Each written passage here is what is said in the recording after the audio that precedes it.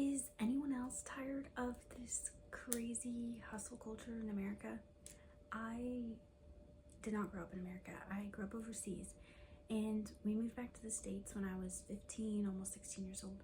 And since then, I've had this internal struggle with this crazy fast-paced life that everyone seems to have, or that seems you're supposed to have, but everybody kind of hates in America.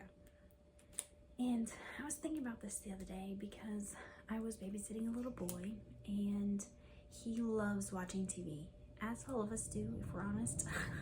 But he loves it a lot, and he's always asking me when I watch him, can we please watch TV? Can we please watch TV? And I talked with his mom about it when I first started watching them, and she told me that she doesn't really want them watching TV very often at all.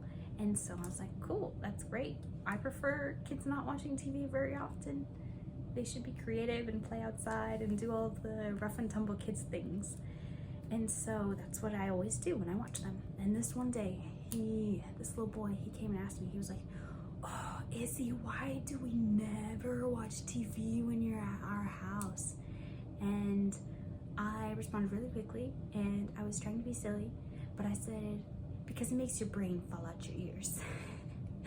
He was not amused, but I actually started thinking about that, and while I don't think it's literally true, I haven't seen any brains falling out yet anyways, I do think the amount of screen time and social media consumption that we have, it makes us fall into this river of crazy hustle, fast-paced, don't slow down at all kind of culture. So I was wondering, what if our first step to step out of that crazy hustle river that we don't like is actually just to simply reduce our screen time?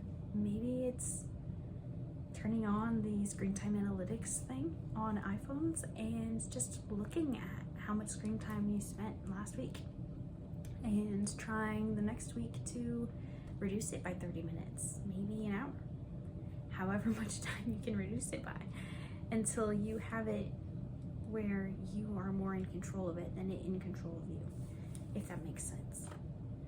But this whole idea is one of the reasons why I actually paint, is because, like I said, I don't like this fast-paced life. I grew up overseas, in a culture where we got to spend, somebody would come over and you spent hours and hours with this person, entertaining them, serving them cookies, you're just spending time with them, because it was a much more community-based culture. So I miss that slowness and intentionality.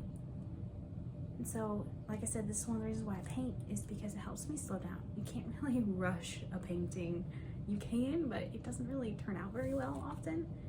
You have to wait for the paint to dry. You have to be deliberate in where you put your marks. You have to consider, where are you placing your subjects? How are you getting your message across in your painting? And all of that makes you really slow down and focus on the present moment. Not only that, but a lot of the things I paint also remind me to slow down and be thankful for what's around me. I paint a lot of flowers. You may can see some of them around me. I paint a lot of flowers. Flowers are one of my favorites because there's flowers everywhere. Even if they're weeds, I still think of them as flowers. And even a simple weed flower can remind me to, oh yeah, slow down. Look, there's beautiful things right around. You can be thankful for that.